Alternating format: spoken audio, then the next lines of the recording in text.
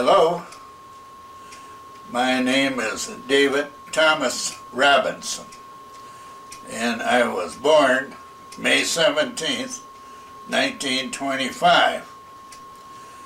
My father was Henry Lee Robinson, and my mother was Eva Mary Robinson. My mother was Eva Malone, her maiden name, and I was born in Wausau. I have a brother who is 3 years younger than me by the name of Dale Henry Robinson. And we grew up in Wausau. Being typical kids, we did what typical kids did, played and so forth, and enjoyed life to the fullest that we could. Those were hard times back then, since the Depression was in full swift in 1929.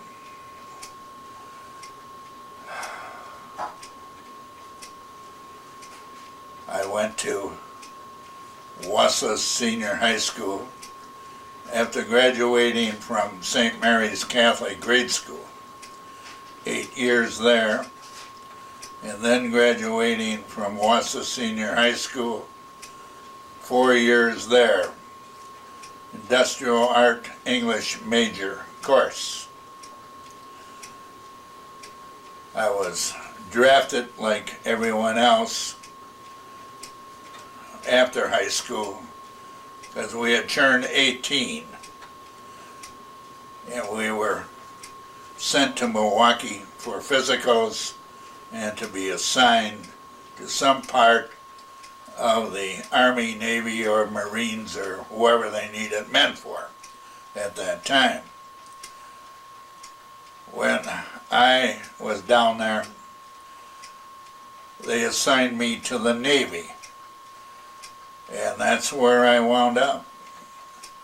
I went to boot camp for boot camp training, and luckily I got into a service school after that, and I went to basic engineering school at Great Lakes. After graduating from that, I went to New York in a train that was very old. Wooden seats and gas lights, believe it or not. But it was wartime, and they used everything that they could. We arrived at Grand Central Station in New York. They put us on an open truck, stake truck, and drove us to a big pier where they said, get out and sit on your sea bag. And when your name is called, you will be assigned. And I tell you that it was about 2 o'clock in the morning, a.m., when I got assigned to a destroyer. It was called the DD-613 USS Lob. And I was again put on the truck with my sea bag, driven to the Brooklyn Navy Yard, and there that beautiful destroyer was in dry dock. I was told after I entered the ship, I asked permission to enter, and I was coming aboard for duty. I seen the duty officer, and he told me to throw my sea bag down the hatch and find an empty bunk, which I did. And about 4 o'clock in the morning, some sailor woke me up and said I was in his bunk. So there wasn't enough bunks on the stupid ship, so I had to sleep on the floor. until I put my hammock up. And my hammock had to go right in a passageway where everybody would walk through. It was not very desirable, and the dump ship never stopped rolling. I was assigned duty in the forward engine room, where I would do this and do that and check the bulges and all the dirty jobs there was, because I was new aboard the ship. And I don't know, I really didn't like it aboard that destroyer. It was not good. Sleeping in a hammock, doing this, doing that, and whatnot, and the ship never quit rolling. When you ate, if you had to hold one hand with your tray to keep it from sliding around, and eat with your other hand. And the food wasn't that good. But anyway, I'm getting way ahead of myself. In another segment of this, I'll go back and go through a few more things in my early youth. Nothing that too exciting, but anyway, might be interesting.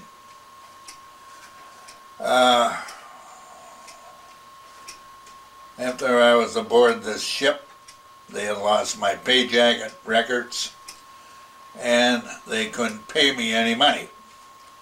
The great big $70 a month that I was getting. And so I had to write home and have them send me money periodically. Finally, they found my pay records and they paid me my back pay, which I sent a lot of it back home to be put into a savings account for me. And my dad took care of it. My brother wasn't drafted into any services because he had a bad eye, so they rejected him because of his eye. He felt bad about this, I know, but what could he do about it?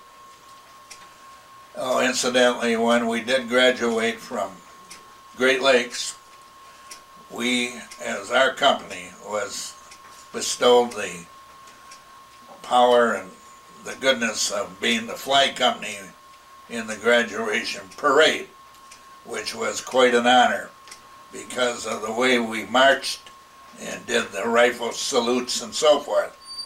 So it was very stimulating to be in that parade, a graduation parade, and being the flag of honor carriers.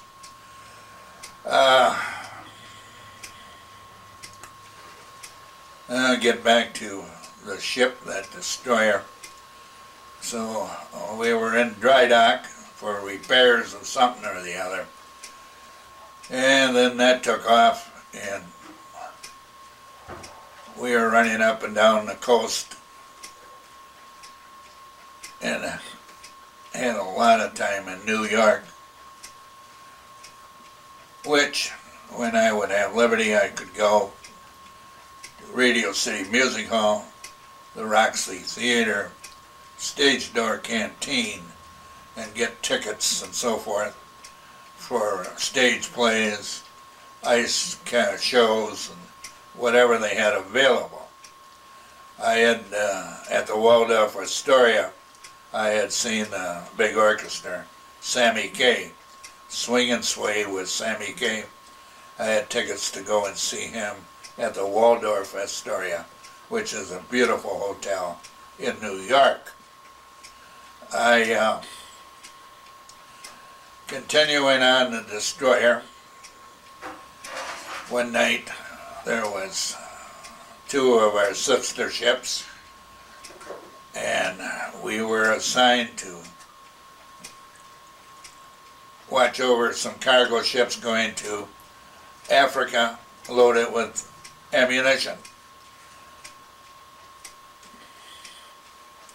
we got off Cape Hatteras off the Carolinas, and I never seen the ocean so bad as it was.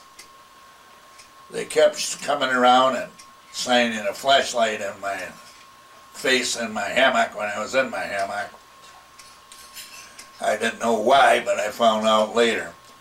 I had a midnight shift up forward that night, so I did walk up on the main deck, and at one point I was hanging on to the cable overhead, and the ship swung. I was in the ocean almost, waves banging around. I finally got forward. I said, that's it, I'm not leaving the engine room after that. But I did find out that night that one man was washed over the side. They never did find him.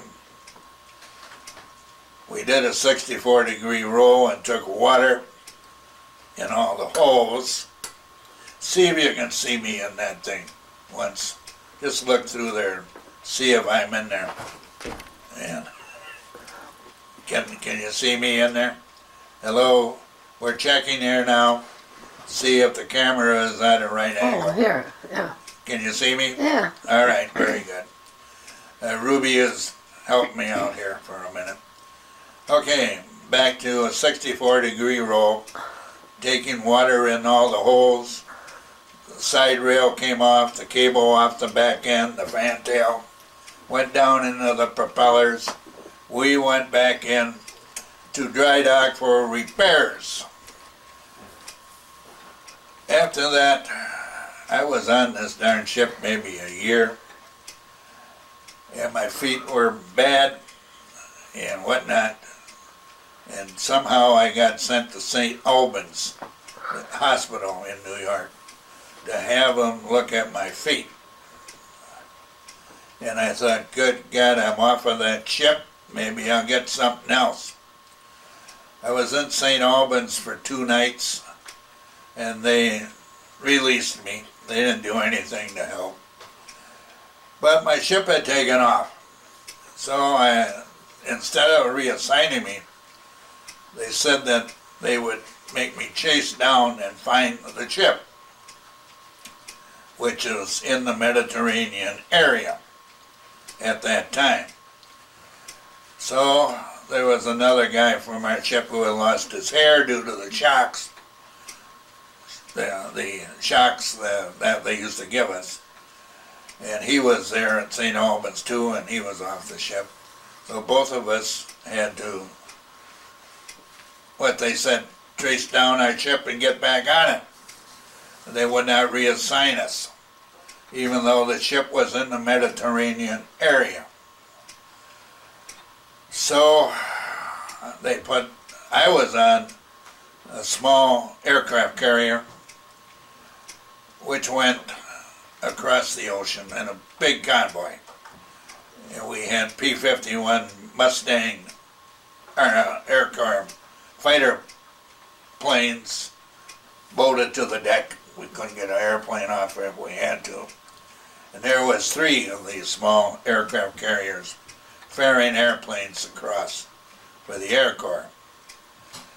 I did mess cooking on that ship while I was on it. And we were one day out of Africa, and we come up on oil all over the water, and we found a ship in where we were in Africa there with the back end all blown off. And that was one of 3 ships and an aircraft carrier that was out looking for German U-boats. Well, they ran into a pack of German U-boats, and the U-boat sunk the small aircraft carrier.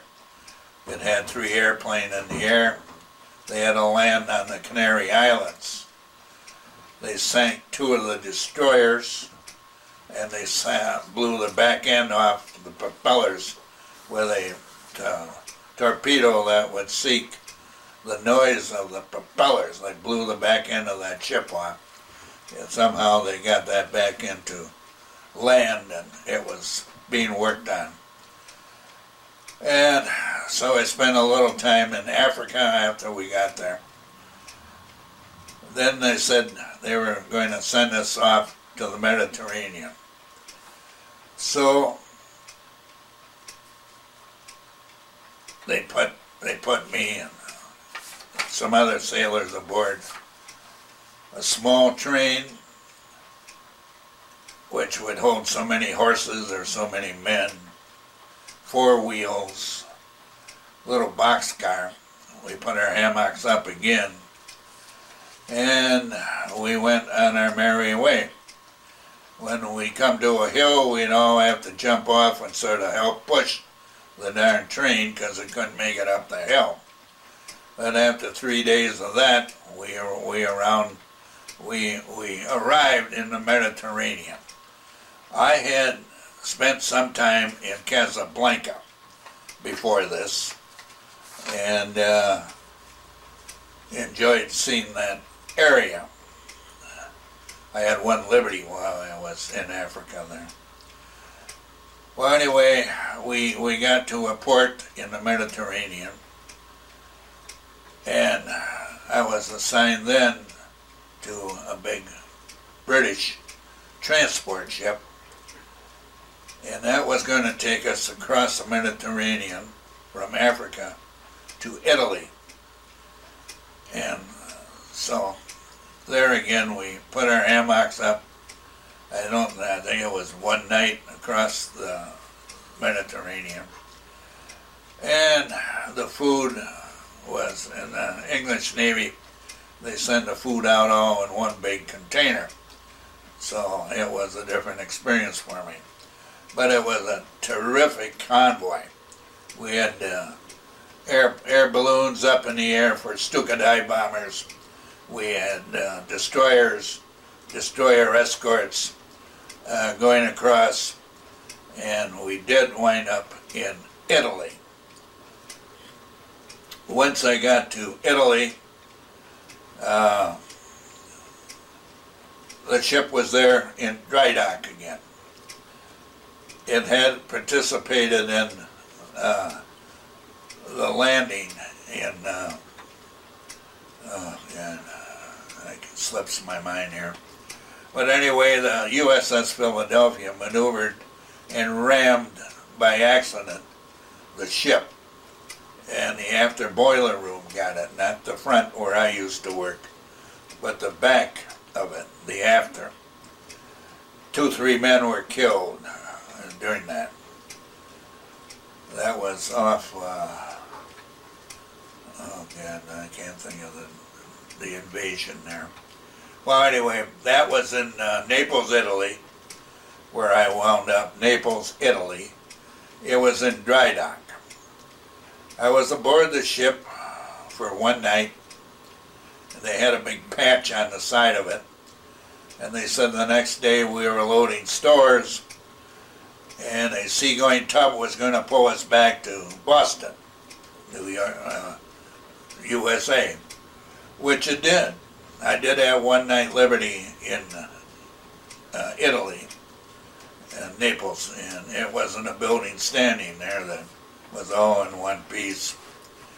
People were living in shambles. But anyway, that was war. So they hooked us up to a seagoing tub, took us back to Boston, and there I participated in a 30-day survivor's leave, because the ship was in the landing there. And I'm still trying to think of the landing. Anzio Beachhead. Off of Anzio Beachhead, that's where it got hit by the Philadelphia, the cruiser. Okay, so I had 30-day leave, which I came back home. I went back, and then I got reassigned, because the LAB, the destroyer 613 USS LAB, was assigned to just coastal duty up and down the coast of the United States. And I was reassigned there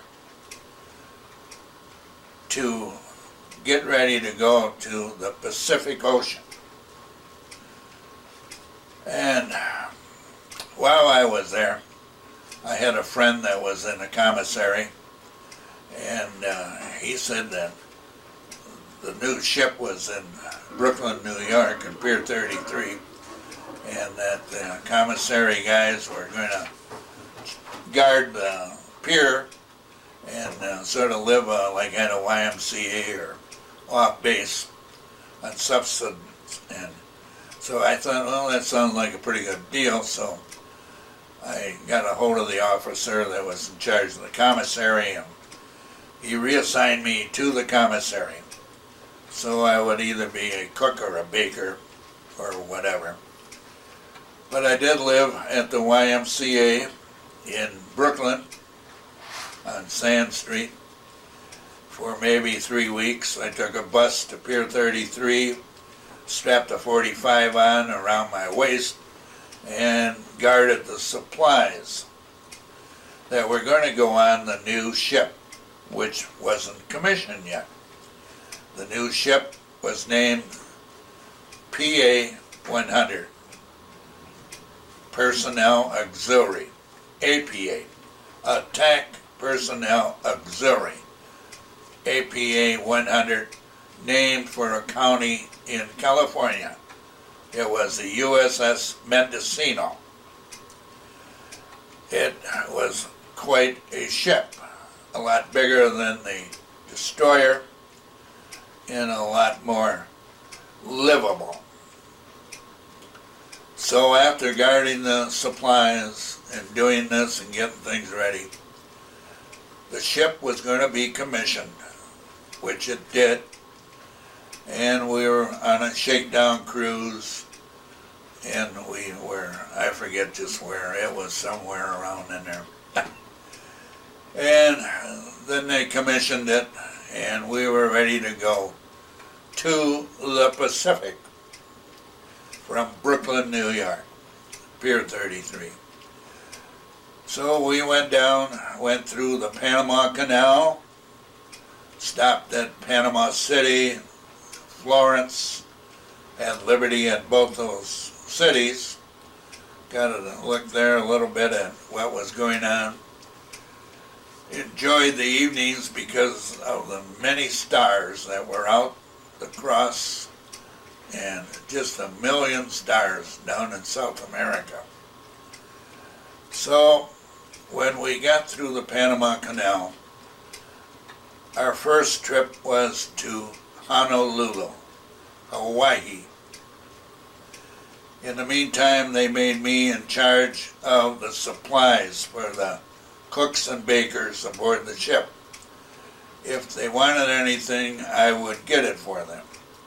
I had a little cubby hole that I kept things in, and if I needed help breaking out supplies, I would go to the officer on the quarterdeck and request a working party and go down into the holes and break out whatever we needed, what supplies, whatever the cooks wanted or the bakers wanted.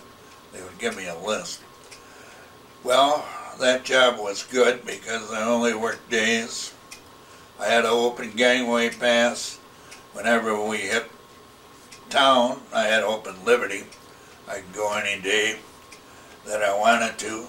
And my job lasted for quite a while, but finally they caught up with it. It was sort of snappy. And they eliminated my job, so they said either cook or bakers. So I went into the bake shop. And we had all professional bakers. They were older guys. And when I say older, I mean 35, 40 at that time. And so I started to learn how to bake. Of course, the first thing they did was wash pots and pans, take charge of the oven. We had an oven there that was oil fired, and every drawer in it, and there was about 8 different drawers to put bread and stuff in. We're all different temperatures, so when you would get the breads going, you would have to move all the trays from one to the other, and then put a stick up in the handle so that when the ship launched a little, the doors went open. But it was a terrifically hot job in the South Pacific when it was probably 110 outside, standing in front of these oil-fed ovens. But I made it, and whatnot. And I had liberty when we did get to Hawaii. I may be jumping around from one thing to another here. But I went with a friend of mine, and we changed our clothes on the beach of Waikiki and went swimming. There was nobody there. It was, it was not like it is today. And we swam out to the breakwaters and swam back. And we took a trip on a train up in the pineapple country, and you could see boxcars after boxcars full of pineapple. And the big pineapple company, Dole, that was there, they had a water fountain in their main area for tourists, where if you push the button, pineapple juice would come out. And that was a pleasant surprise. But anyway, from after that, we kept going, and we hit just about every island in the Pacific there was to hit. This one time, we were on Guam, and I knew that my cousin, Patrick Malone, was stationed there. So I asked our priest who was aboard, Father Hanley, if he could get me ashore to look for my cousin. Pat was a first cousin, and so he did, and I got ashore and I found him, and he was a second lieutenant in the Signal Corps. So he asked if I wanted to have lunch with him, and I said sure. So they had cold cuts and whatnot. And Father Hanley said it was all right to invite him out to the ship so he could have dinner with the officers, which he did. And he was really impressed, I guess, particularly with the finger bowls and the blacks that would serve him, steward's mates and whatnot. They're not used to that in the Army like the officers in the Navy were. But anyway, while we were there was a soldier, and I was in the bake shop. He came by, and he had a Jap Navy rifle, which I have today yet, and wanted to know what I would give him for it. And he didn't seem to want money, so I said, how would you like a great big canned ham? And he said, ho, ho, ho. He said, I haven't had ham for years. So I went down into the food freezers and coolers, and I got a big ham out and gave it to him. He was the happiest guy in the world.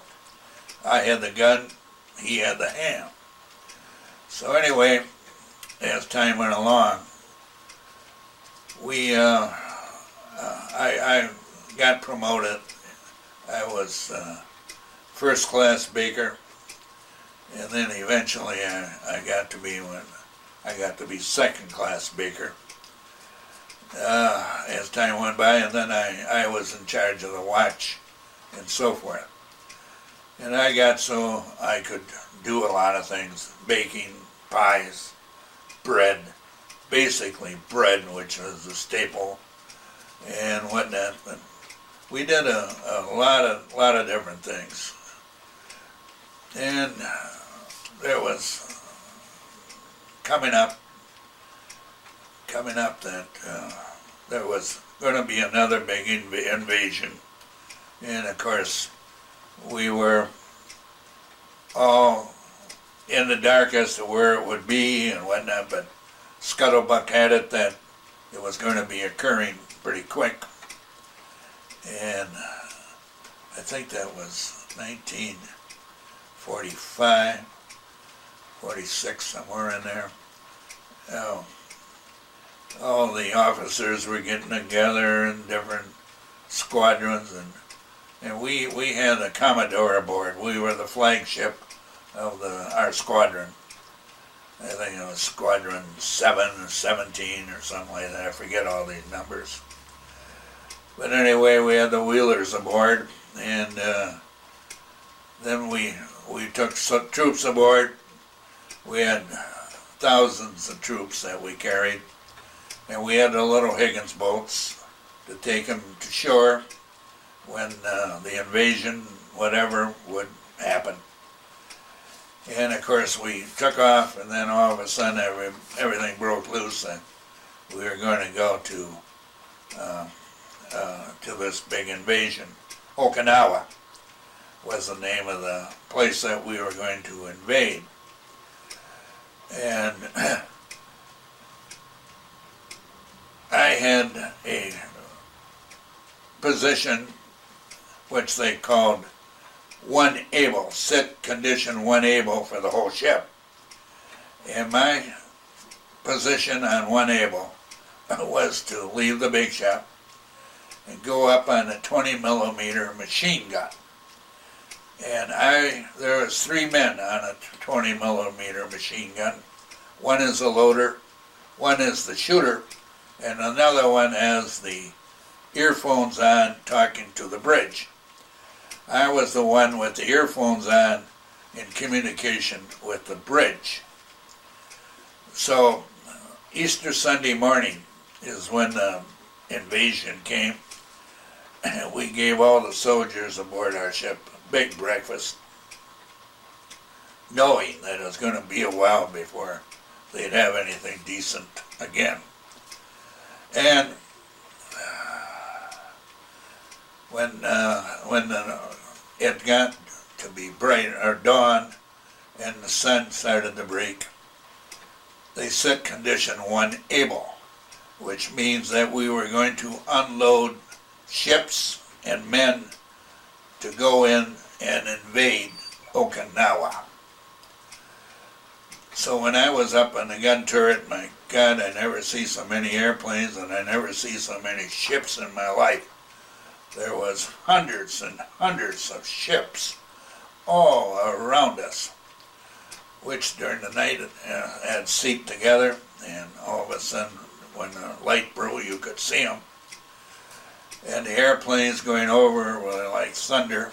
And so I was sitting up there waiting with the gun crew and whatnot. And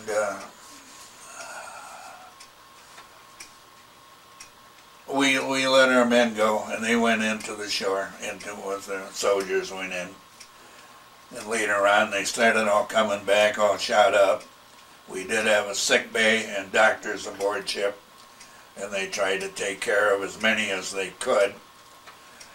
And I was sitting there, I could see Japanese airplanes coming over, and there was 3 of them, and this one came. He was a Kamisami pilot, suicide pilot, and he went right down into the AKA, that's cargo, AK ship, next to us, and went right into the aft hole and exploded. And they came around and that night and said that the Japs were swimming out and putting mines on the propellers of our ship while we were anchored there, so that when we started up that it would explode. And the gunnery officer told me, here's a box of dynamite. If you see anybody in the water, throw it at them. Well, I had never handled dynamite in my life, and I wasn't going to begin to learn how to do that at night and at that time. So I basically sat on that box of dynamite, so I thought, well, if anything happens, I'll go in a big hurry. But on that destroyer, I had a forward position, passing the ammunition up to the 5-inch guns, 10-inch guns, whatever they were, and the shells and everything. And I thought, at that time, if anything happened, torpedo hit the front of that ship, I'd never know what happened, but anyway, it didn't, and I got off of it. Everything went all right. So, I don't know. How am I doing? I don't know how long that tape is going. It goes for 2 hours. I thought you had to put new ones in. Yeah, but 2 hours each. They're 2 2 hours? Yeah, Oh, okay. 2 hours, yeah. Okay, So you're I half don't an know when hour. I started. Half an hour. Half an hour gone, all right. So I can do a lot of talking yet. I'm talking to Ruby here in between.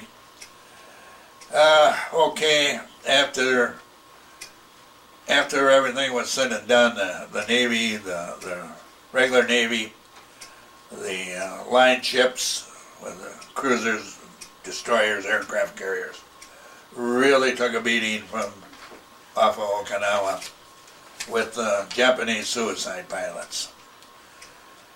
We drew our anchor up and took off after we were there and after our job was done.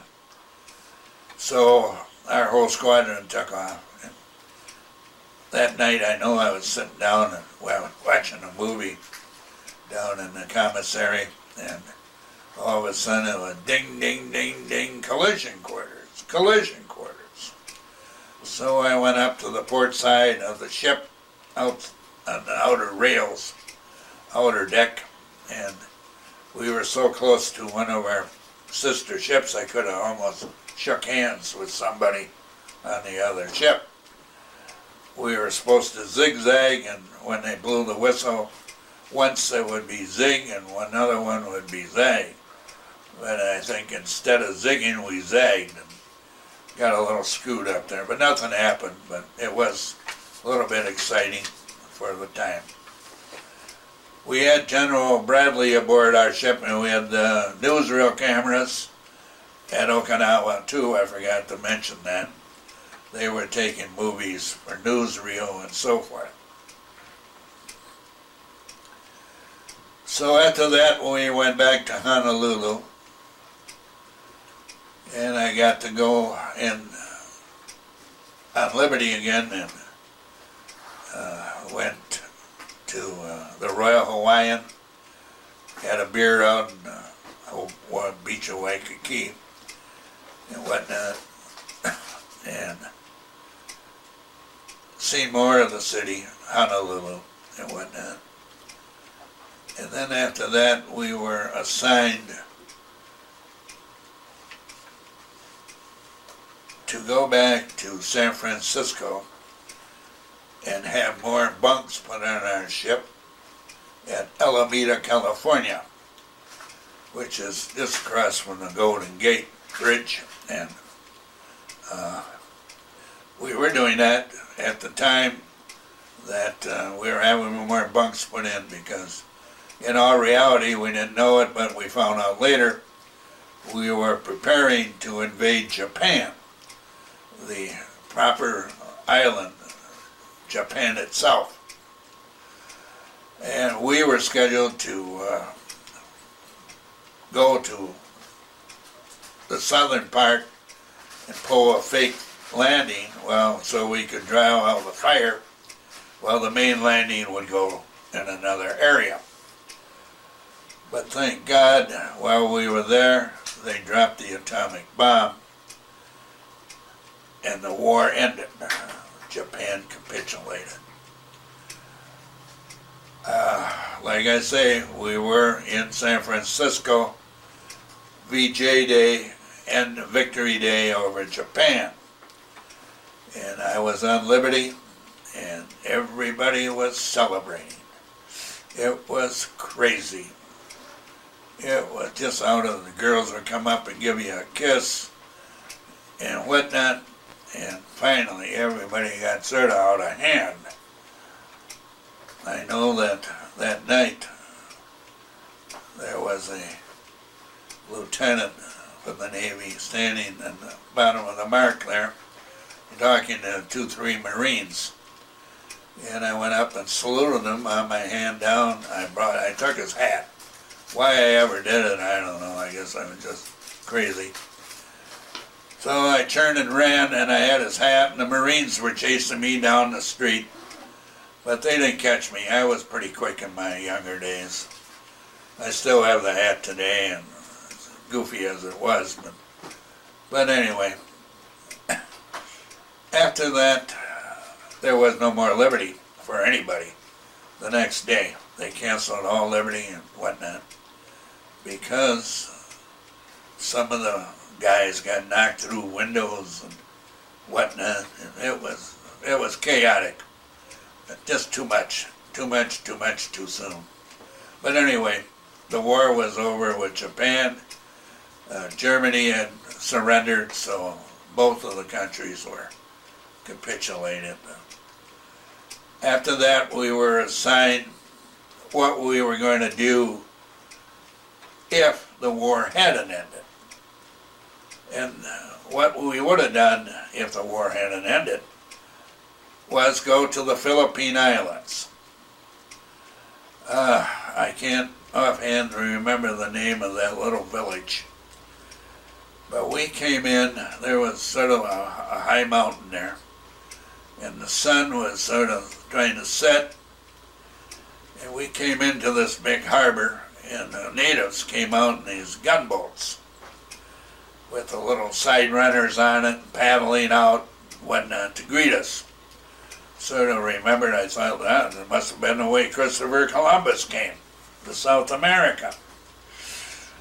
And this was a native village. They lived in grass huts on stilts up in the air. And of course they wanted cigarettes, American cigarettes and whatnot.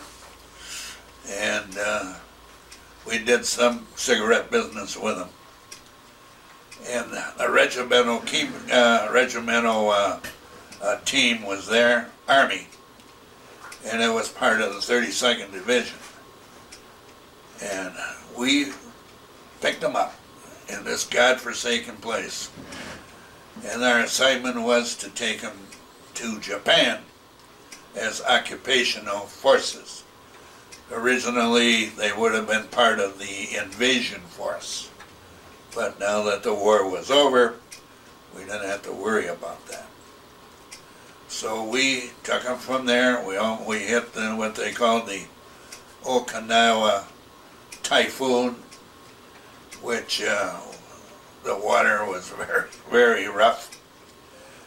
We had a crack in our forecastle under the bridge and whatnot from the weather that was so bad.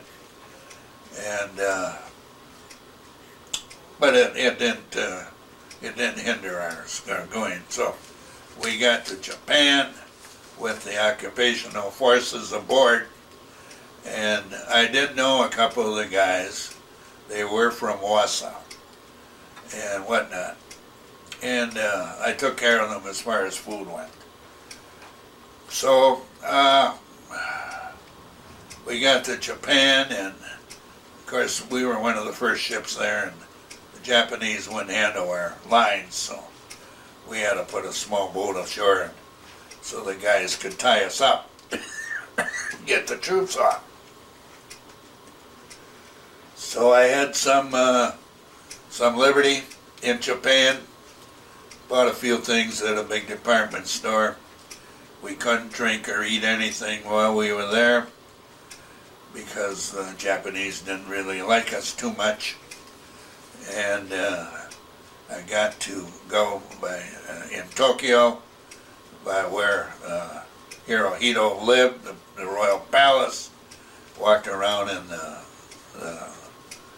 greenery outside the gardens and so forth. I had a good experience in Japan, I mean, as long as we were there. And, okay, that was our first trip. And I had one more trip to Japan. And then we started bringing some of the soldiers back to the United States. And trying to recollect here, 60-some years ago, that all this happened. And of course, when they were discharging the men, at that time from the Navy, Army, and so forth, because the war was over. And you were being sent home. And they did it on a point system. And of course, the men that were married and had families, and the government was paying for their families, so forth, had a priority over the single guys, like me. So I had to wait. And finally, my day came, and I spent a couple of weeks in Chicago at Navy Pier, and then I went back up to Great Lakes, and I got discharged from Great Lakes. And that was, I think it must have been early May 1946, because I had turned 21 May 17th in that year, 46. I had spent almost 3 years in the U.S. Navy. And I got to see a lot of places and a lot of things that I never would have seen. So basically it was a good experience. But I wanted to get out, which I did. So after I got out of the Navy, I returned home to Wausau. And whatnot. And I think they had the club, what they called 5250 or something like that, where you could, for 52 weeks or something, get $50 a month or something. So I joined that for a while, and then I went back to work where I had worked for a little while after I got out of high school, which was a box factory. And they gave me my job back. I think I made 80-some cents an hour at that work. But I didn't really plan to stay there that long. And right now, I'm going to take a break and then come back after a little while. I'm getting a little hoarse, so I'll take a break and I'll come back after high school.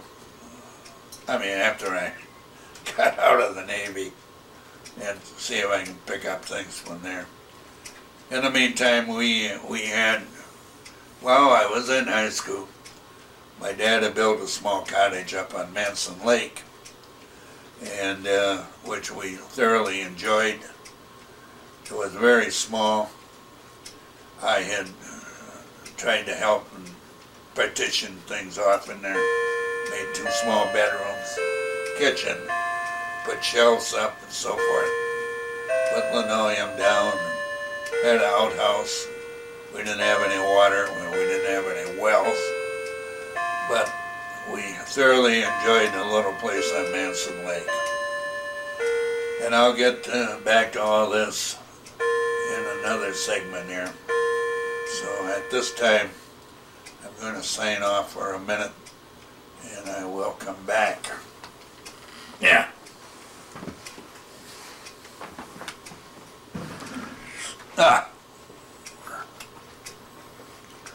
Now, let me see.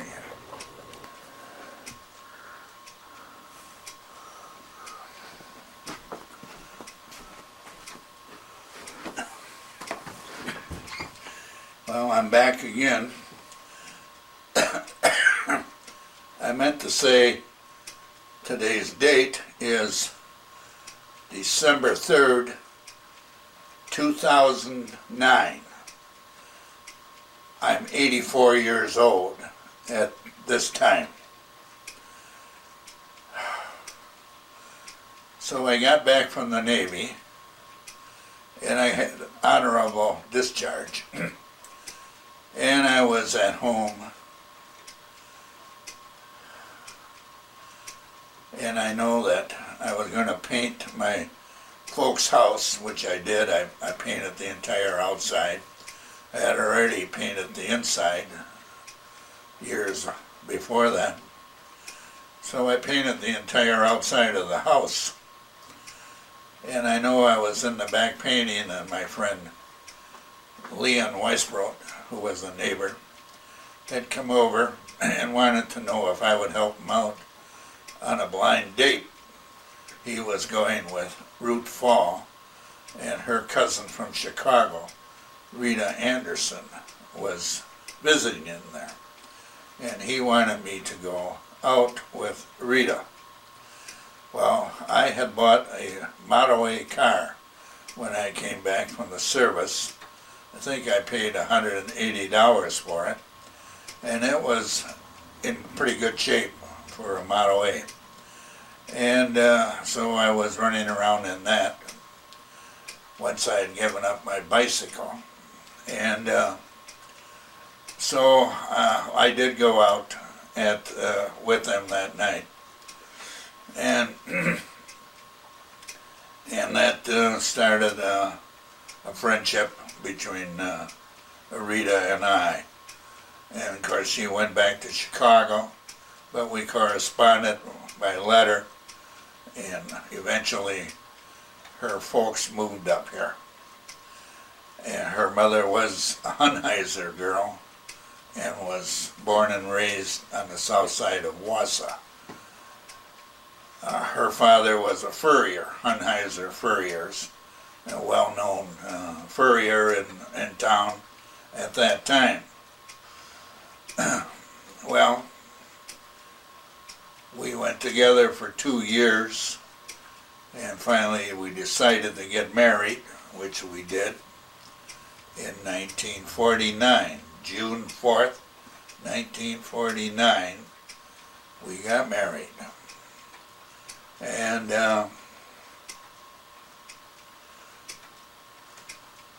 we got married at St. Mary's Church,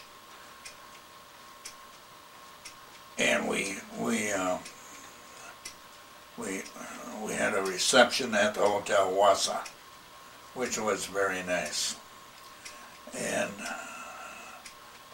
at my mother and father's home, we had a few drinks and sort of a little reception there. And at that time, Rita and I went on our honeymoon. And we used my dad's car. He had an old Buick, I believe it was, Pontiac. And we went to Minneapolis, and we stayed there for 1 or 2 days. And then we had a reservation up north on the Cabasheen, a lake up there, this side of Minocqua. Yeah. And so we spent a week up there fishing and so forth. And then we went down to visit my folks at the little cottage on Manson Lake.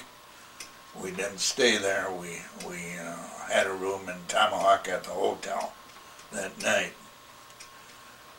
And in the meantime, I guess I forgot to say that my Uncle Tom Malone, who had a oil truck, gasoline truck, and had a service station, had a heart attack, and he wanted me to work for him, do the job he was supposed to do. So all of a sudden I was driving an oil truck and coming back from the Pacific where it was 110 in the shade. That winter of 46, I was out in 20 below zero weather putting oil in tanks. I really didn't care too much for that job. So, and I'm getting this out of sequence, but anyway, in 1947, I'm going backwards, my dad and I put a tavern up on Manson Lake. So I quit working for Uncle Tom, and I went up there for the summer, and with a hammer, nail, and a handsaw, we put up a pretty good sized tavern. We started on Memorial Day and we opened on Labor Day, which was sort of backwards, but that's the way it was. We had no heat, we had outhouses and whatnot, so we closed up later in the fall when it got cold. That was 1947. And yeah, that was a year after. So I went back home, and then Uncle Tom had hired somebody, which I guess the guy spent more time in the taverns than on the truck. So he wanted me to come to work for him again. So I said yes. He said, I'll pay you $1 an hour. As I told him at that time I was thinking of getting married, and I could use the money. Well, our rent was $35 and I was making $40 a week, so we bought everything on time. We never had much money. Make a payment on a refrigerator and do this on a stove. And we rented an upstairs apartment over Berkey's, which was close to my folks' home on Prospect Avenue. It was a nice apartment, but only 3 rooms. I had a kitchen, bedroom, and a living room. And of course, in 1950, we got married in '49, and in August of 1950,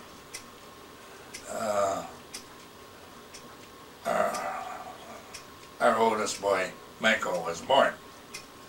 Incidentally, Rita was born on August 29th, 1929. That was the year of the big stock market fall and the start of the Depression. And so Michael was born and whatnot, and it was only 3 months later that my dad passed away in a severe heart attack. It was December the 8th. He was 53 years old.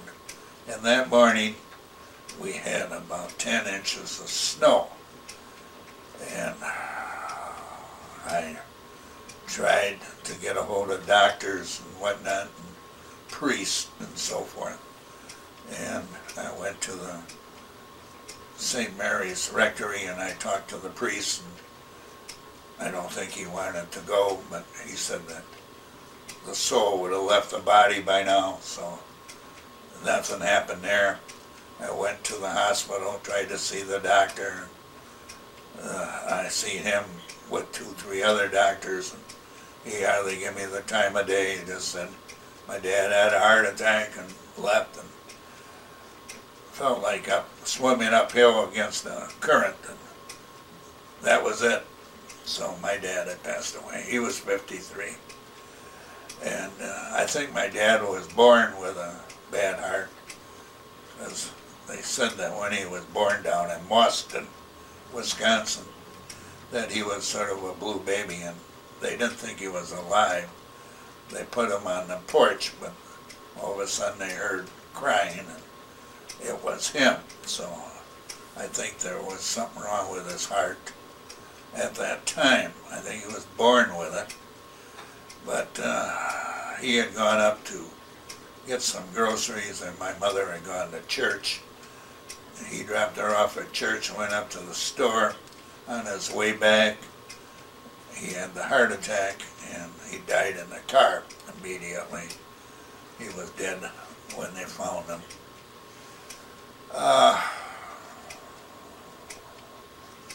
Okay, so getting back to Rita and I. Rita worked at the Citizen State Bank, and of course afterwards she quit to raise the kids, to raise Michael.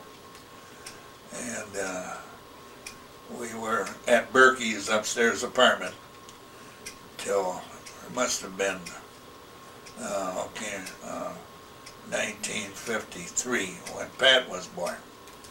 And of course at that time Berkey's didn't want us to have 2 children, babies up there, so we had to leave.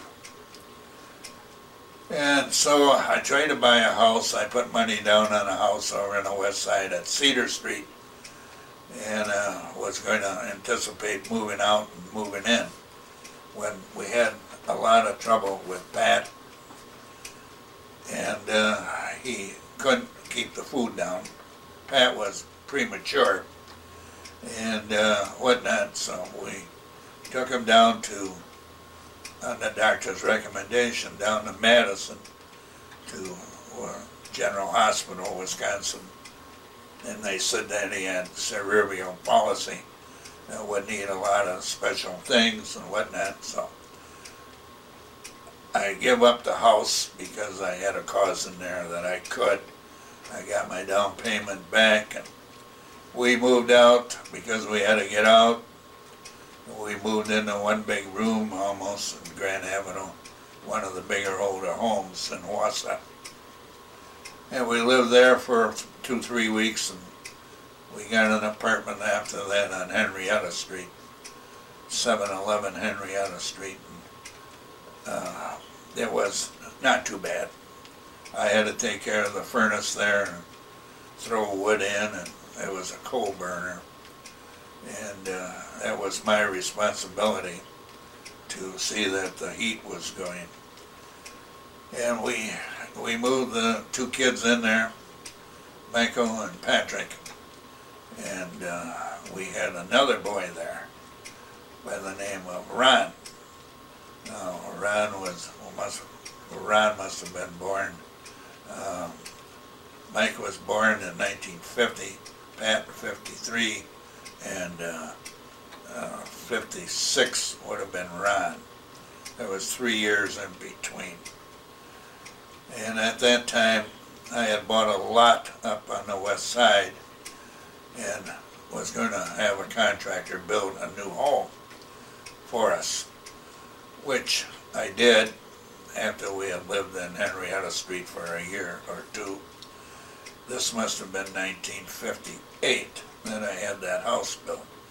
So I had August Schumacher, who was a contractor, build us the house. We had a corner lot on Spruce and 11th Avenue, 1103 Spruce Street. And I did a lot of work in there to save money. Liam Weisbrod helped me. We did the floors one night, varnishing them, staining and varnishing. I put drain pipe around the outside of the wall, basement wall by the footings, because we were at the bottom of the hill to drain water away. And put the drain pipe in with pea gravel, and it was quite a job. Then I painted the house, and I did a lot of landscaping, planted grass, put in trees, put in this, did that, whatnot. And we were there.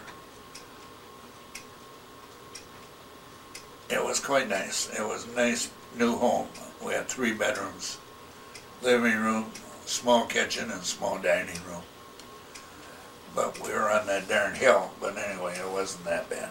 But anyway, come 1962, I sort of had everything up there. Put in a sidewalk, put in a driveway, cement, put in curb and gutter, put in a street, blacktop, which wasn't there. It was just an open pasture field, sort of when we went rough cut streets. So I got everything sort of straightened around, and Rita thought maybe we ought to move out in the country. So after a little bit of this and a little bit of that, we came out, we looked at the house that I'm presently in, and we bought the place out here in the town of Crowenwetter. That was the fall of 1962. So we moved out here. Yeah, I think it was November, because I know when I wanted to plant something, the ground was froze a little bit here, and I had a hard time breaking into it. But we bought the place. It had a small barn, 40 acres of land.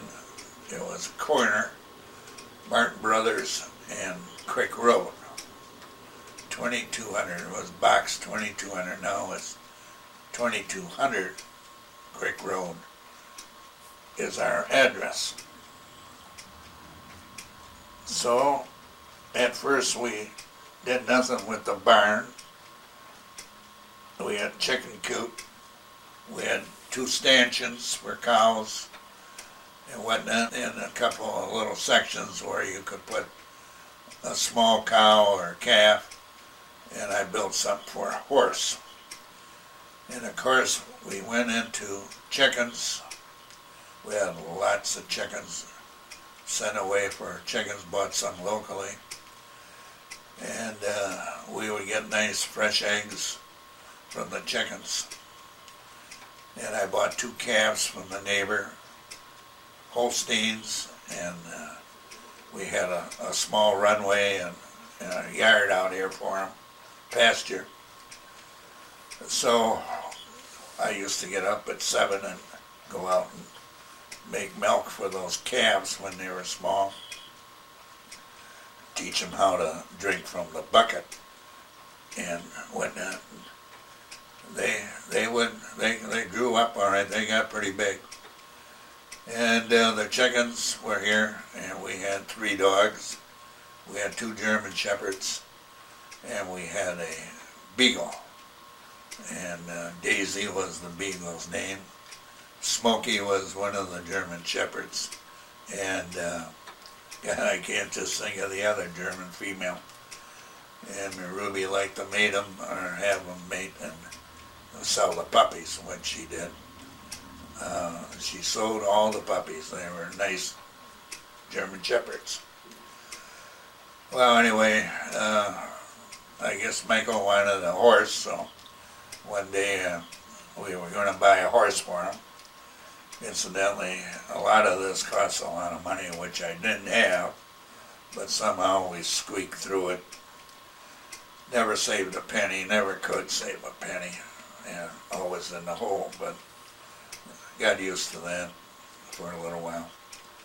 And so we bought him a horse. I built a place inside the barn for the horse. And the first horse we got, we bought up north there at a riding academy. It was a trail horse, beautiful horse. Well, we didn't know at the time. It had a game leg, so yeah, we had to take that horse back, and we got another one. And I never dealt much with horses, not being a farmer or a horse enthusiast. But then we got this horse for Michael, and the horse wouldn't go through water and didn't want to leave the property, but he would finally get it to go, and when he turned it around, it would go like the devil to come home. And so we had that, and the kids took the horse and their cows to the fair. And I had 1 year, and the chickens and whatnot. We took a couple blue ribbons on the chickens. The cows didn't behave. The one cow that Pat had didn't behave too good. And I don't know, with Michael, with the horse, I don't think anything too good happened there either. But they worked hard on it. I had to hire somebody to take this stuff in, and off to the fair they went. They stayed there at one of the places at the fair. They could stay with the young farmers, future farmers of America and whatnot. And so we had all that going. I had a big yard to take care of, and of course I ran around planting trees at first. I planted 3,000 trees in the field on the corner. I did that one in the spring of, God, I don't know what it was, 60 something, maybe 65, 64. And Bob Conkle with his tractor and the DNR forestry outfit, the tree planters. So, and another guy, Bob drove the tractor, and another guy and I, we planted the trees. We planted 3,000 trees in 3 hours. Because at noon I had to go in because we had a railroad car full of oil that had come in for the company, and I had to go and help unload that stuff. And I don't know, we enjoyed it out here. I had to buy 2 cars, which I did, used cars, so that we could get the kids in. And Rita had some transportation. I bought a big station wagon, a Ford for Rita, and I had a Country Squire for myself, another station wagon.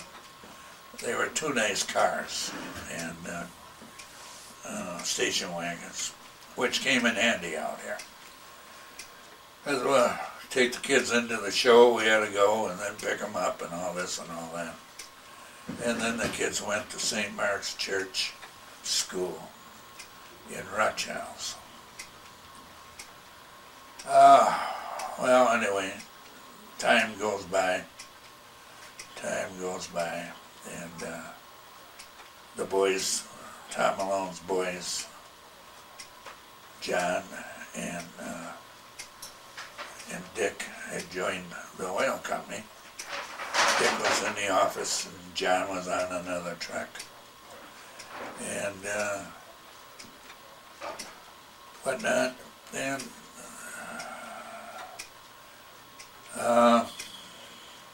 in 1977, a tragic thing happened that John Malone went to transfer some oil from one compartment to another and get a meter reading to make a delivery the next day, and he didn't take the truck out of the garage, and he went back and he was overcome by carbon monoxide and from the truck's exhaust and died. That was 1977, leaving Ruby, his wife, and 3 kids.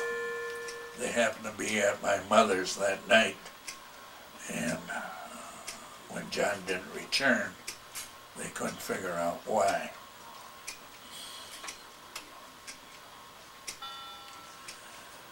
And so things went on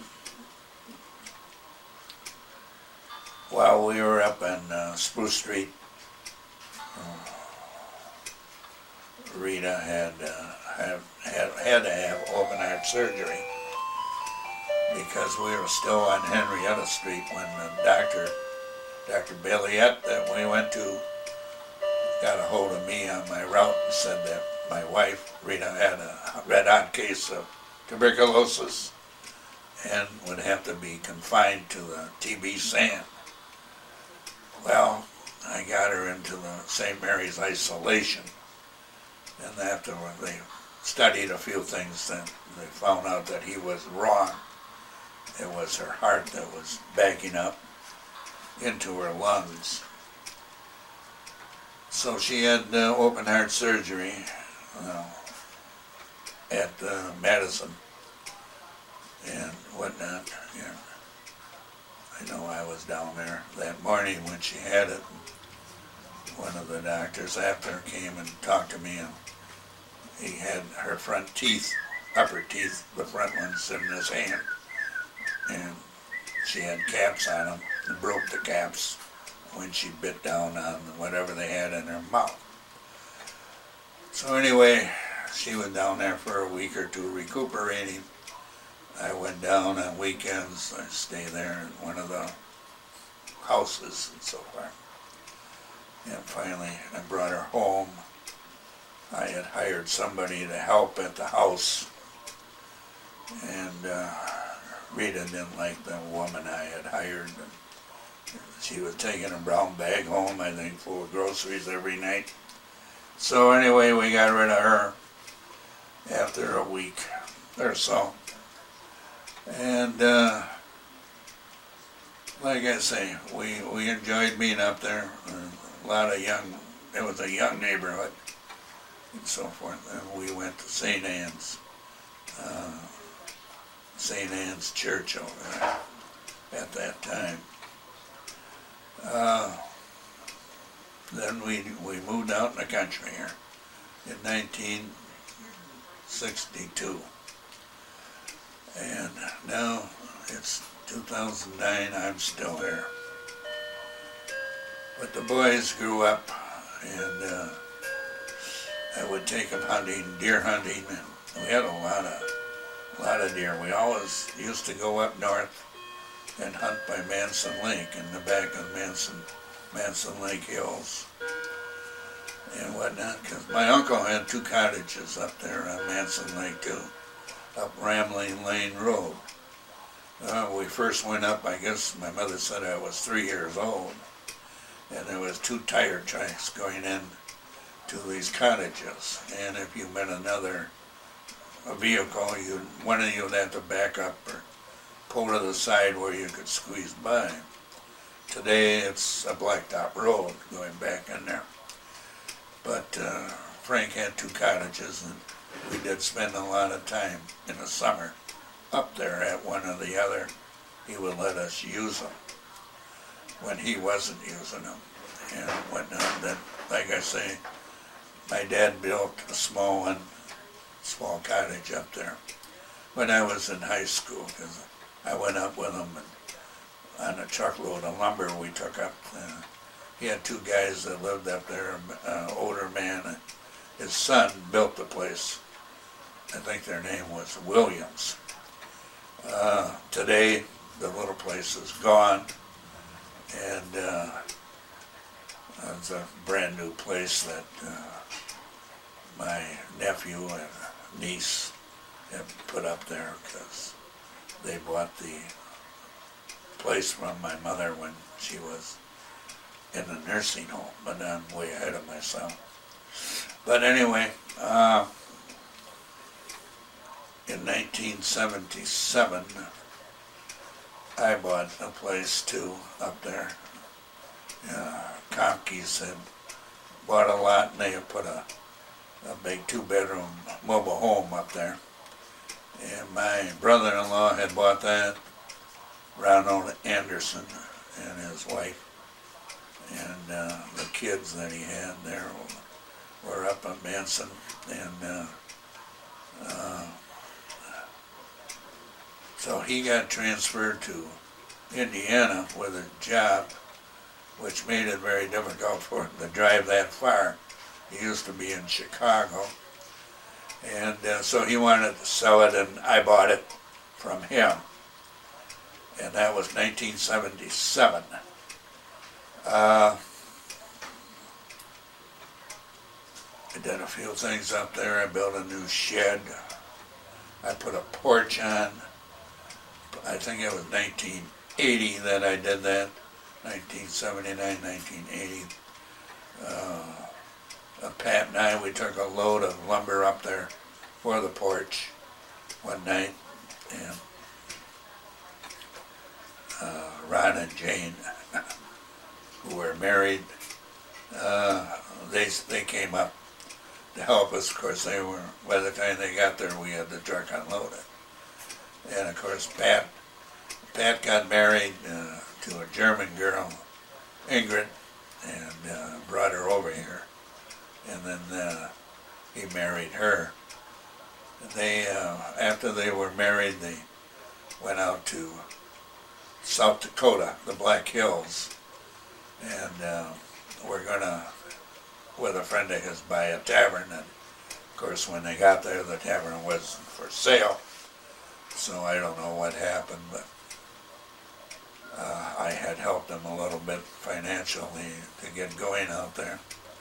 And they did get into a lumber mill or something that they were cutting lumber up.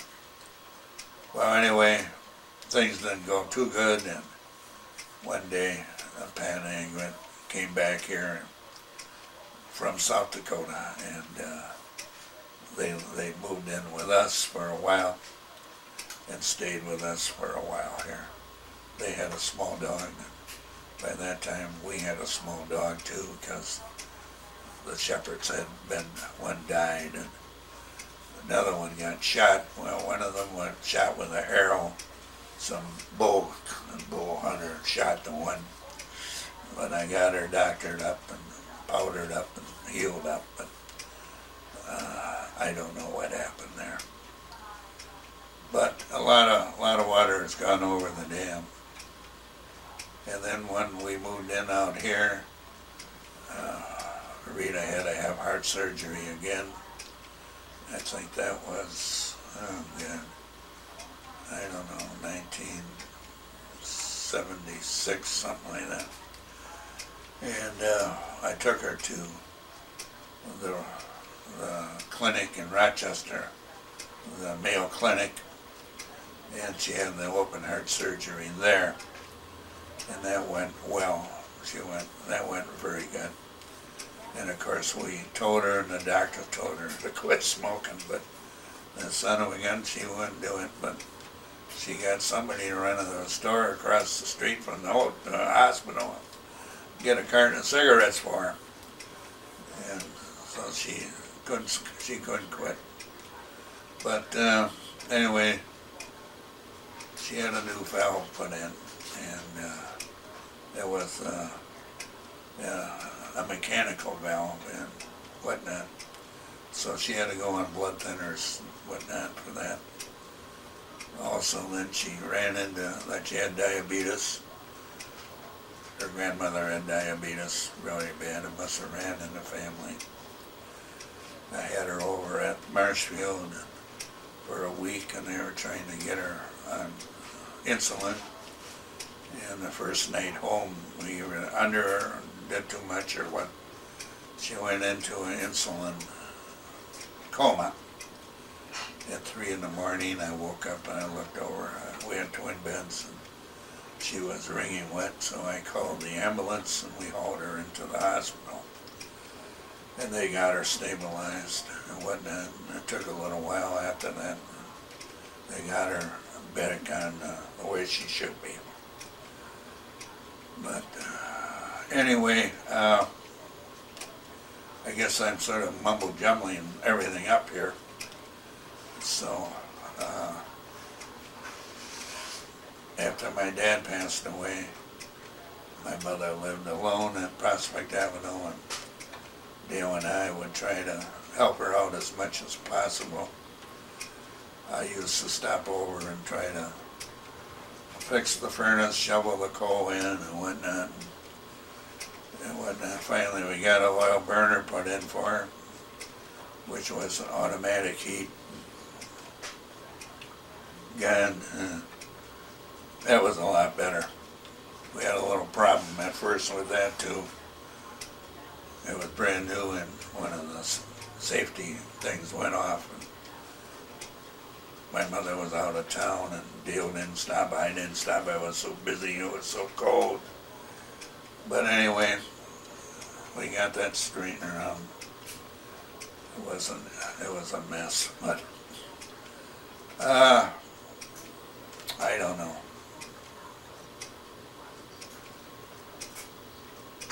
We finally got rid of the horse that we had out here, going back there.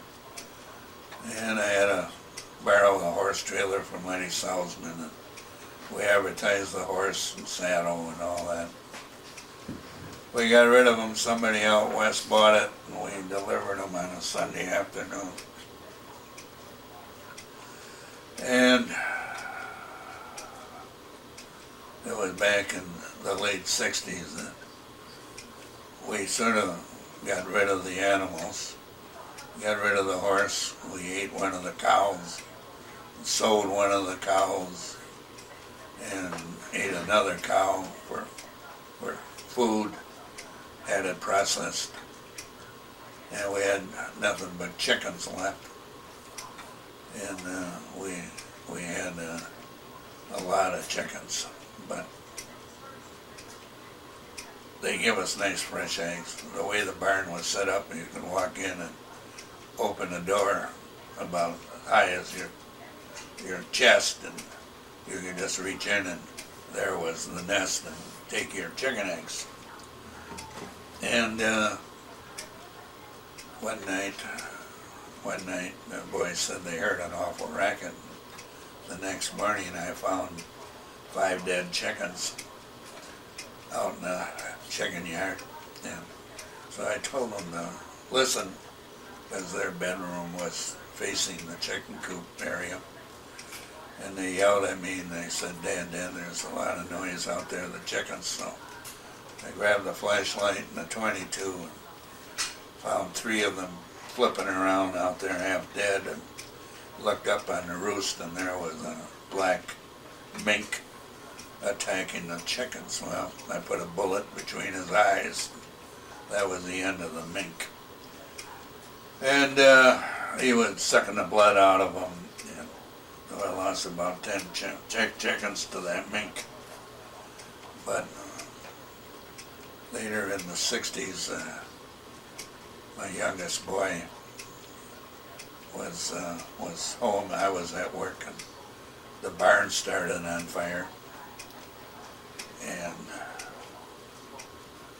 Rita had called me up. I happened to be in the office, and she said that the barn was on fire, and she had called the fire department. And so, geez, I jumped in the car and came home. I think I almost beat the fire department here.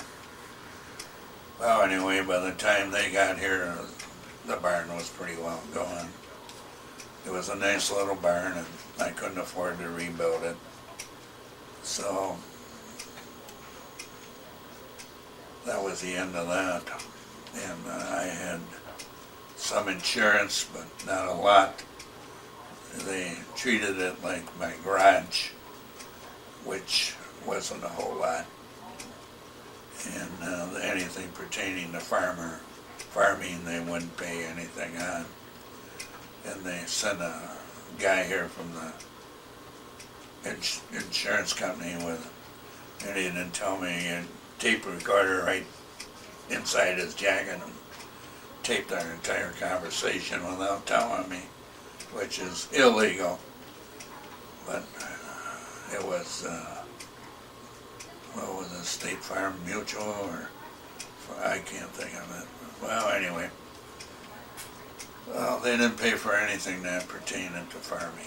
And that was in the barn, and there was a lot of stuff in there. But anyway, that was that. So that was the end of the barn and the end of our stuff like that. And I had put in big gardens all the time, which had no bearing on the garage, but I enjoyed growing vegetables and things like that, the challenge. And I would put in trees around the place in the spring. In April, I'd take a bucket of seedlings, and Ron would usually get some, maybe a couple hundred seedlings. And I would get 500 seedlings.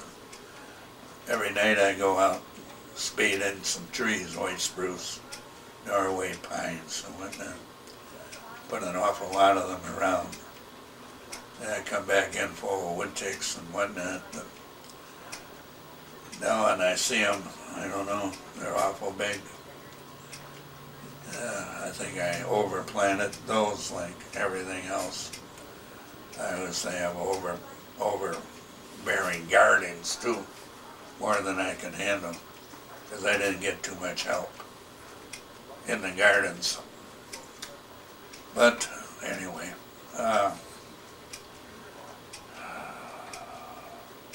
what else is new? I don't know. It's hard to recollect all this stuff.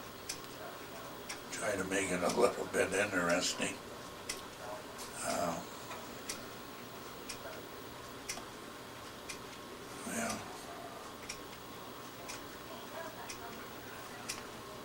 in when was it? Rita came down with cancer about 1984. And she had cancer of the gland in the side of her neck.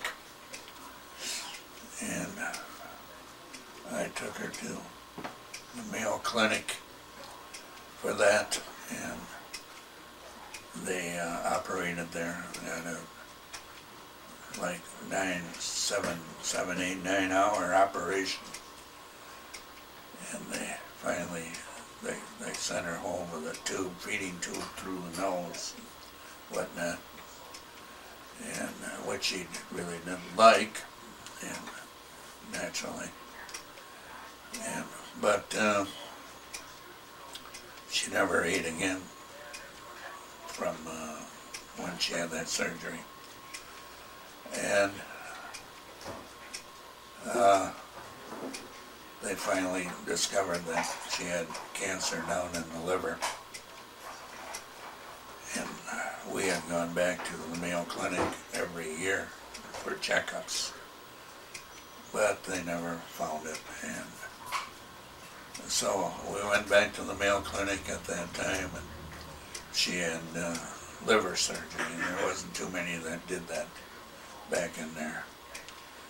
But they did, and the doctor that did the surgery talked to me afterwards and said that the cancer had spread all over, and that her time was very limited, although she did live maybe 8, 9 months over what he anticipated.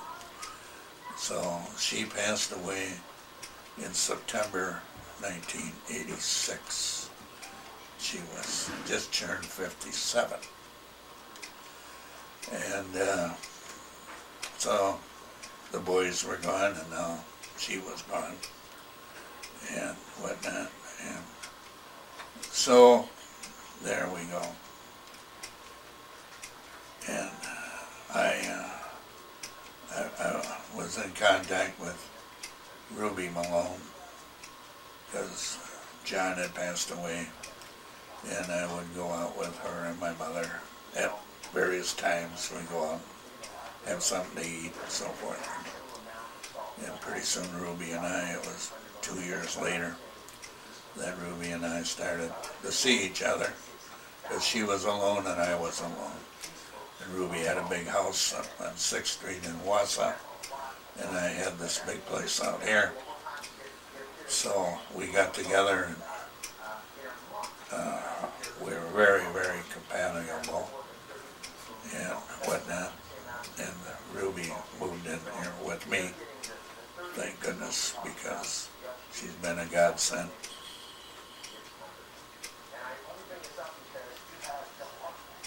And we've been together now for over 20 years.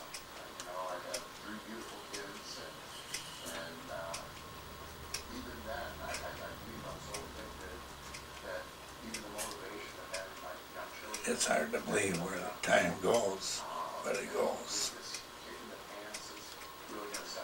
They tell me I've got heart failure, and also that I have cancer of the bladder at this time. So I don't know how much time I'm going to have either. Well, you can't live forever. But Ruby has been very good to me, taking care of me.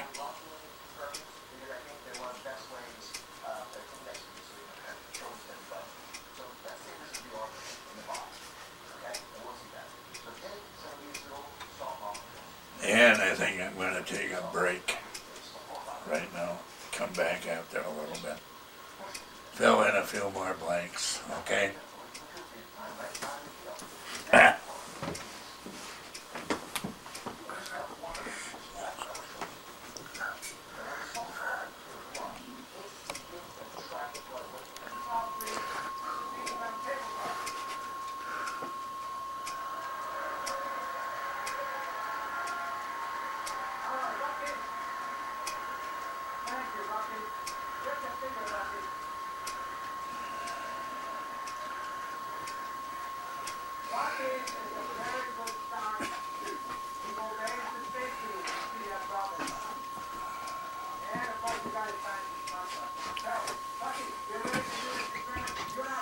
Okay, well, I'm going to start this again. Maybe I should shut the TV down and. Oh, that's all right. I don't think that's going to bother. I don't either.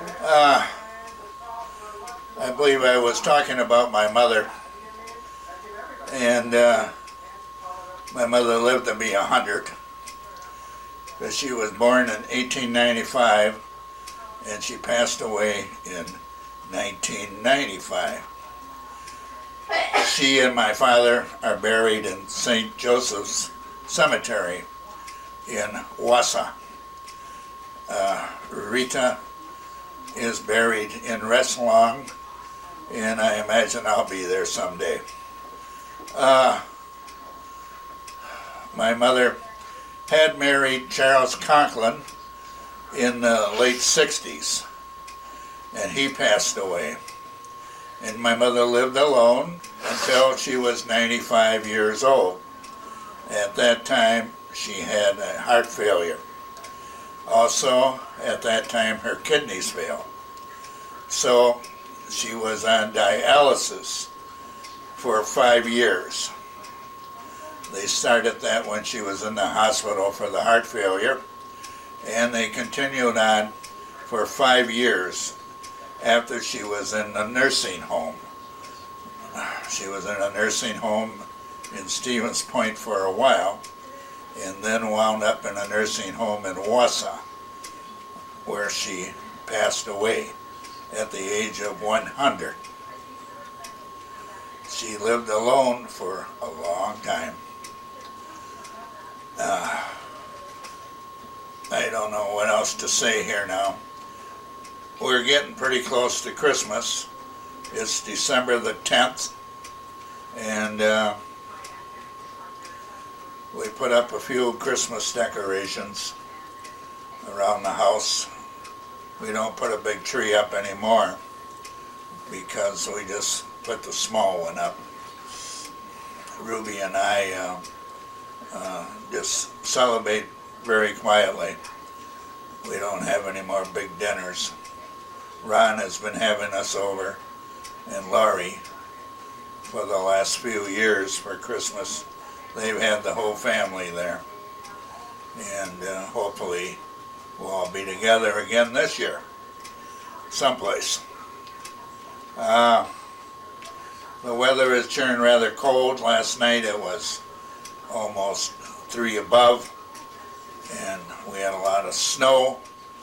We had about 10 inches of snow here, which we cleaned out the driveway with our snowblower. We finally got it going. I had a hard time getting it going, but once it went very good. Ruby came out and helped shovel some of the snow.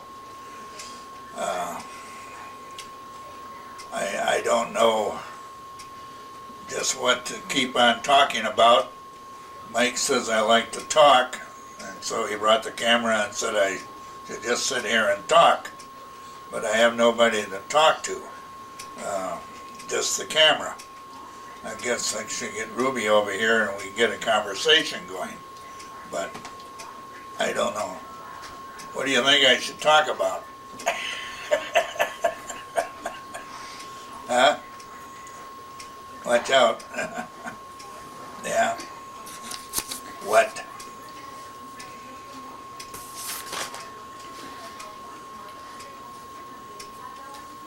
Did you say what schools you went to? What school I went to? All schools. Well, I think I said I went to St. Mary's for 8 years. You did. And then I went to the Wausau Senior High School in Wausau for 4 years. And then I went into the Navy. Who was your favorite teacher at Wausau West and East? My homeroom teacher, Mrs. Conley, was Should you talk about your history teacher? my history teacher. Well, I talked about that too. I don't know about all those teachers. Mr. Johnson was the son of a gun, and he was I don't know what he was, English teacher. History. Was that history? Yeah, history. And what did he always say? Judas Priest, don't Okay. you remember? What about your photography class? Yeah, Well, yeah, Jack Dernbach and I were in that, yeah, together. That was in our first year of high school, after 8th grade, and we had a guy, I can't remember his name, teacher. He was a good guy. And now Jack, who I used to ride to school with every day on our bikes in high school, passed away while I was in the service. Jack died. He had a brain tumor, and it killed him. Don Nicolai, who I used to chum around with a lot, and was in the neighborhood. He passed away quite a few years ago. Leon Weisbrod, who was a friend of mine in the neighborhood, one of the Weisbrod brothers, he passed away 2-3 years ago. Ruth Fall, who was married to Leon, still is living at the same place in Rockhouse. And we see her once in a great while in the grocery store, or we send a card at Christmas time, and that's about it. And about your grandfather that died when? My grandfather died when I was in the Navy. Yeah, he was 80-some years old. Yeah, Chief Malone, Thomas Malone. Yeah, right. What about your Aunt Grace when they were living in the city hall? What did she give you? What did she give me? What do you mean, what did she give Didn't she give you a little bit of money and some pencils? Or was that Frank? Frank would do that. Frank was custodian, Frank Malone, my uncle. And he was a custodian at the city hall. And as a kid, I used to spend a lot of time there with Chief Malone, my grandfather, who lived right at the city hall at that time because he was chief of police. And I would go and help Frank clean some of the offices. I guess I didn't do too much work, but he'd give me some pencils and some clips and erasers and stuff. As a kid, I thought that was pretty good. And my Aunt Mary Stark, who was there, because my grandmother had passed away and she was taking care of my grandfather and cooking for him and keeping house and so forth. And she and I got along great. And she was quite a cook and would have us over to eat a whole lot. I spent a lot of time at my grandfather's up at City Hall with them all. Grace Ann, my aunt, and Frank Malone, and Aunt Mary Stark, and my grandfather. Okay. Now what? Talk about Frank's dogs when you went to his house on Bernard Street. Well, Frank always had a dog, and of course, the last dog he had would just about knock you over when you went in. And so we sort of hesitated to go in too often because of the dog. And of course, he didn't like that either, but he should have known that he should have controlled that dog a little more. Nobody liked the dog jumping all over you. And I remember Frank on one Halloween, I took the kids there when they were younger, and I had a mask on, and I went to the door first. I told the kids and Rita to stay in the car, and I think I really scared Frank, because I thought I better let him know it was me before he got a gun out, as he was really scared because I really had a funny mask on. But anyway, what else is there now? Oh, did you say anything about Marilyn Espel's bar when you used to go down there? Well, yeah, up north at Marilyn's Espel's, yeah. Vince and Marilyn and whatnot, Espel's Resort, which was just down the road from where we were. And we used to go in there. Vince and Marilyn would get in an argument, and they were really sort of funny. Vince liked to have a few beers, and he'd get a little hopped up and whatnot, but they ran a resort. They had 3-4 cottages and rooms and so forth, and then they had a nice bar that they they put in when the highway went through up there. Highway 8 in 1967, I believe it was. Yeah, same year that we built a 47. Not 67. I'm 47 when we built the tavern up north on Manson Lake. Yeah. Tell them about sledding down the hill with no decent boots and stuff. Well, yeah. You and Dale.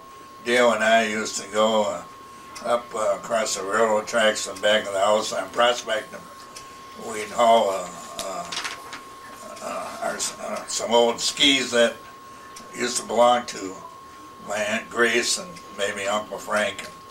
They weren't very good skis, but we'd go up on that hill every day just about, pull a toboggan up and go down it and have a lot of fun every day. We were out in the cold weather and we weren't sitting there watching TV, but we were very active. So we had a lot of fun that way. Did you say anything about being up north at Whiffley's with the Andersons, wherever they stayed? No. Well, we were up there. We took a cottage with Ron Anderson and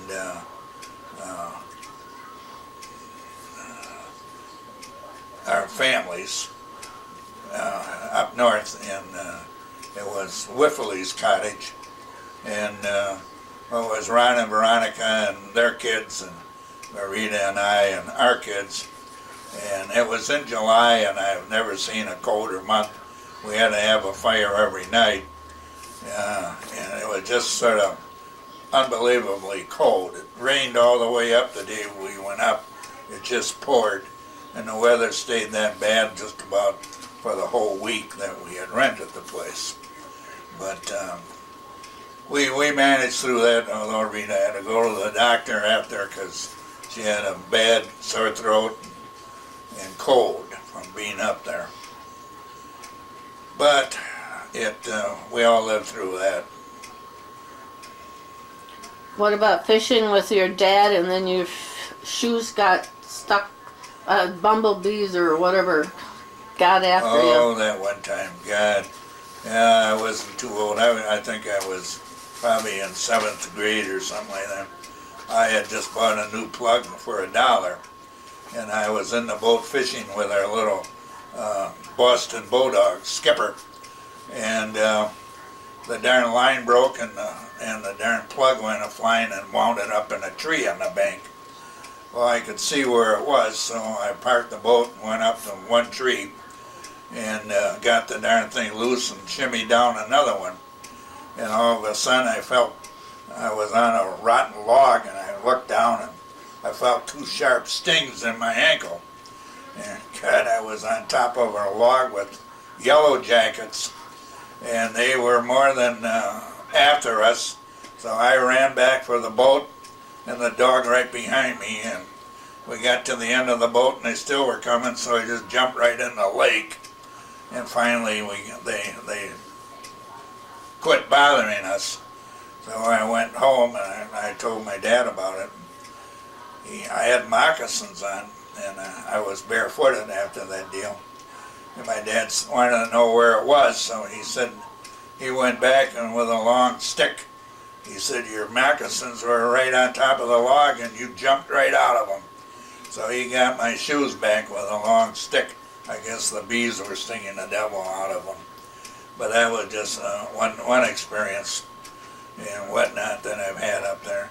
At that time, $1 for a plug was a lot of money, and I didn't want to lose it. It was a creek chub pikey minnow, if I recall, and I do recall that's what it was. So,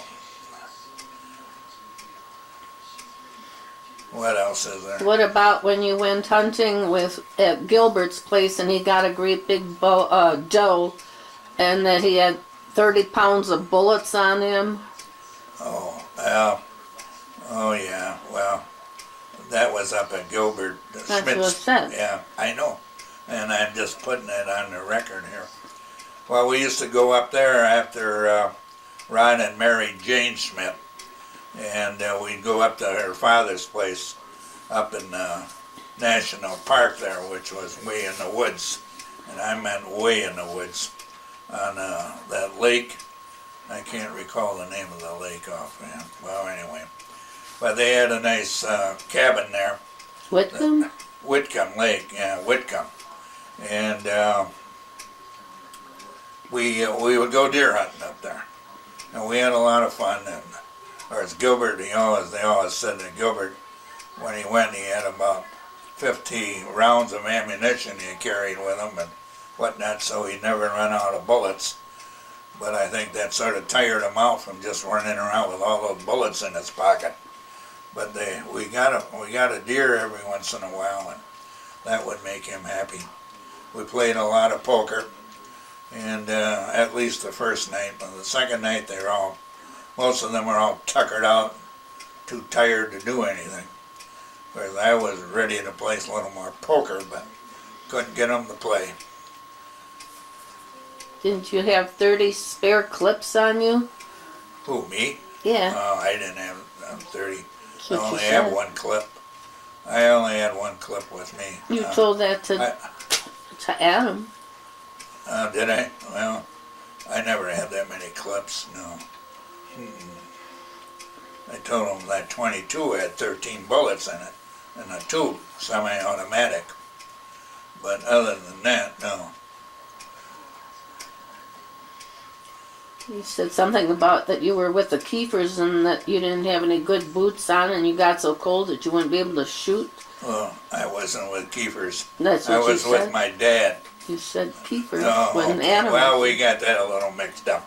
But I was with my dad, I don't know how many times, deer hunting.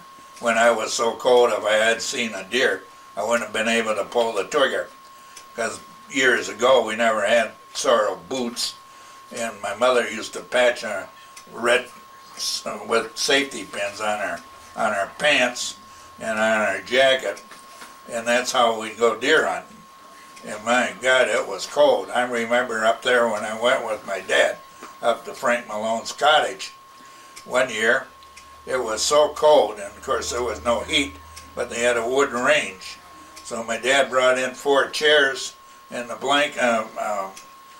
mattress from one of the beds and started a fire in the wood range, and we slept in front of it.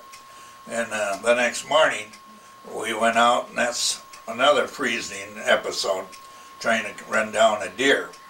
But I guess it was fun. At least we kept going every year. And we go up to Manson Lake until later on, and then, like I say, when Ron married Jane Schmidt, we went up to Schmidt's place to deer hunt. The Black Owls is what we used to call ourselves, club. We had a lot of guys.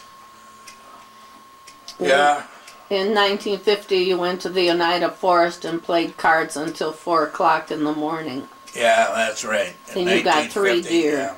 Well, I think it was 1950 they had any deer season, and I had a new Winchester 32 Special, and I took a shot. We overslept. We played cards till about 4 o'clock in the morning, and nobody heard the alarm go off. But the guys that were camping down just from us came back, and they wondered where we were, because there was no activity, so they woke us all up. But we got going about half the morning, about 9:30, and then I had that new gun, that Winchester 32 Special.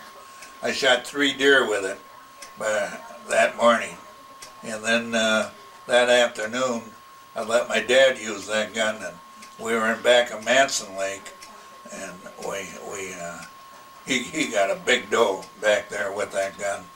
So the first time out, I got 4 deer. And that morning, it was at the Oneida Forest.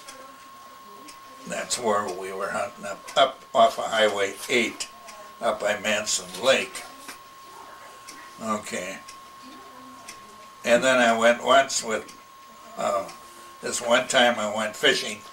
I had a brand new rod, and I went fishing with a bunch of guys. We went over to the Bass Lake up there by Whitcomb, up by Gilbert Schmidt's place, and that thing is flashing. I wonder if it's going out. Is it going out? I have no Is idea. it? Am I still there? Yeah, Yeah, but it must be warning you. yeah, it must be. Well, anyway, I fell in the lake, and my boots filled up with water, and it was quite a something. I had to have somebody come and push me out of the lake because my boots were so full of water. And of course, I went home in my underwear, and my brand new rod was all soaked and whatnot. But that was another experience. So I don't know what's going on with the camera. I think it's got 4 minutes left or something, or 5 minutes. It's starting to blink, and it might be telling me that this tape is almost full. So I guess I'll sign off. Well, no, I think you have 1.5 minutes left. 1.5 minutes to go. So, You want to tell them that had gone over on Pikes Road, and then you moved over to Martin Road to hunt. Or yeah, something. well, that one, it's another time here, hunting down here. After we moved out to Creek Road, I went with Ron, and of course it was cold again, and we were up Pikes Road, and he come running through about half hour after we got there. So then we went to Martin Road, and I found a nice place to sit. I fell asleep. I woke up, thank God I looked over, and there a big buck was going through. So I put the gun up and shot him. And that was very, very fortunate that I woke up. Shouldn't have been sleeping to begin with. But I got a nice buck that morning. I think that this reel is going to be through, so I'm going to sign off for now. You want to just tell them that you saw only one deer at Ron's cabin? You said that one time. Well, I guess that I'm jumping all over the board here. Well, Anyway, I guess our time is up on this reel, so we'll say Wiedersehen for the time being. Okay? Can you read? I can't. Why don't Okay, you come yeah. and read it? All I right. don't know. Okay. Just-